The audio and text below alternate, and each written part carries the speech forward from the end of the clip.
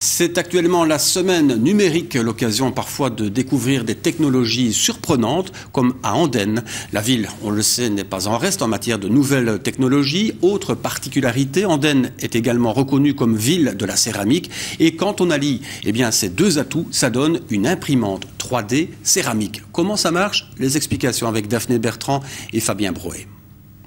Ceci est une imprimante 3D, oserions-nous dire, traditionnelle. À l'aide d'un logiciel de dessin adapté, vous imaginez une pièce, elle vous l'imprime, généralement avec des matières plastiques.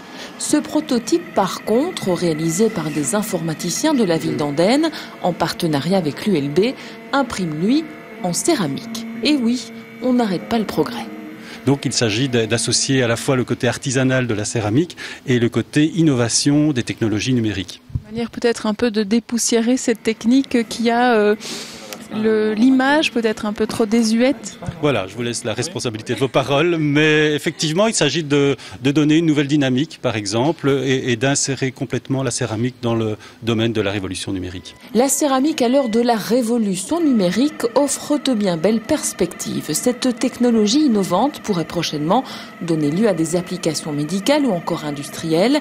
L'idée à Andenne, ville de la céramique, rendre cette technique accessible aux céramistes, une nouvelle manière de développer leur créativité, de créer des pièces uniques. Donc pour commencer, évidemment, il faut préparer son argile. L'idée est de la remplir une sorte de seringue avec cette matière que l'on place dans un espèce de container qu'on peut mettre sous pression avec de l'air comprimé.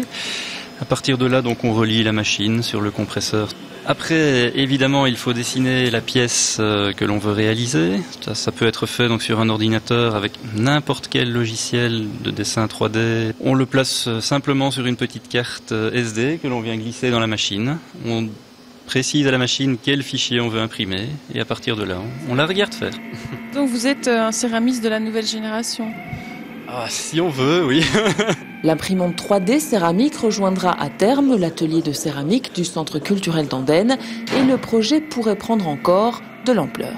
On souhaiterait fabriquer plusieurs machines de ce genre, les mettre à disposition par exemple d'écoles, d'académies des beaux-arts.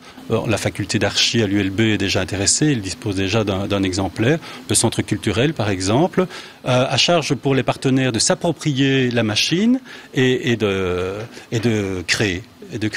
Et le rôle d'Andenne dans ce cas-là serait d'être la cheville ouvrière de la plateforme qui rassemblerait les expériences des uns et des autres pour améliorer l'outil.